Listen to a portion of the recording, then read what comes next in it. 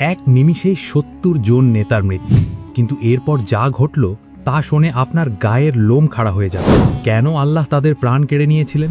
ঘটনাটি হজরত মুসা আলাইহিসসালামের সময়ের। বনি ইসরায়েল যখন সোনার বাছুর পূজা করে মহাপাপ করেছিল, তখন আল্লাহর ক্রোধ থেকে বাঁচতে মুসা আলাইহিসসালাম কওমের সবচেয়ে প্রভাবশালী ৭০ জন নেতাকে নিয়ে তুর পাহাড়ে যান ক্ষমা চাইতে। কিন্তু সেখানে গিয়ে তারা অনুতপ্ত হওয়ার বদলে দেখালো চরম ধৃষ্টতা। তারা মুসা আলাইহিসসালামকে চ্যালেঞ্জ করে বসল।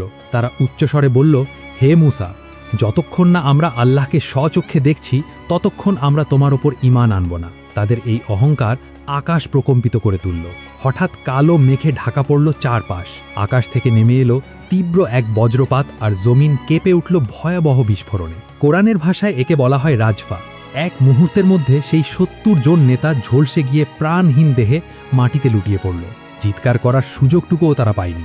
নিজের কওমের এই করুণ পরিণতি দেখে হজরত মুসা আলাইহিসসালাম কান্নায় ভেঙে পড়লেন। তিনি সিজদায় গিয়ে আল্লাহর কাছে আকুতি জানালেন, হে আমার রব, আপনি চাইলে এদের আগেই ধ্বংস করতে পারতেন, কিন্তু কিছু নির্বোধের ভুলের জন্য কি আপনি পুরো কওমকে শেষ করে দেবেন?